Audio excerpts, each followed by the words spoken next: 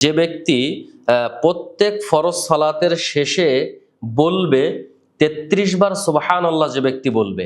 ৩৩ বার আলহামদুলিল্লাহ, যে ব্যক্তি বলবে ৩৩ বার আল্লাহু আকবার, যে ব্যক্তি বলবে, তাহলে ৩৩ বার সুবহানাল্লাহ, ৩৩ বার আলহামদুলিল্লাহ, ৩৩ বার আল্লাহু আকবার, ৩ ৩ ৯৯ হলো।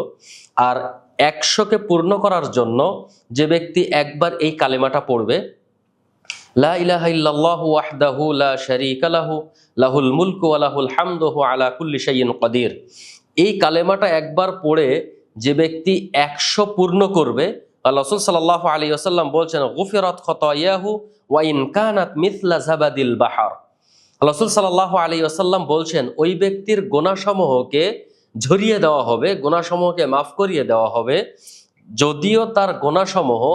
সমুদ্রের ফেনা সম পরিমাণ হয়। সুবহানাল্লাহি ওয়া বিহামদিহি। কত গুরুত্বপূর্ণ একটি হাদিস বা কত ফজিলতপূর্ণ একটি হাদিস। আপনার গোনা যদি সমুদ্রের ফেনা সম পরিমাণ হয়, আমরা অনেক সময় সমুদ্র দেখেছি, সমুদ্রের ফেনাও দেখেছি, কত, এটা কিন্তু গণনা করে শেষ করা সম্ভব নয়, কিন্তু আল্লাহ রাব্বুল আলামিন এটা জানেন যে এখানে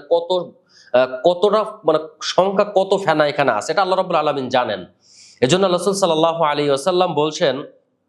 ওয়া ইন কানাত মিসলা যাবাদিল বাহার, সমুদ্রের ফেনা সম পরিমাণও যদি আমার গোনা হয়, আপনার যদি সমুদ্রের ফেনা সম পরিমাণও গোনা হয়, তাহলে আপনি আজকে থেকে এই হাদিসটার উপরে আমল করেন যে ৩৩ বার সুবহানাল্লাহ, ৩৩ বার আলহামদুলিল্লাহ, ৩৩ বার আল্লাহু আকবার। আর ১০০কে পূর্ণ করার জন্য লা ইলাহা ইল্লাল্লাহু ওয়াহদাহু লা শারীকা লাহু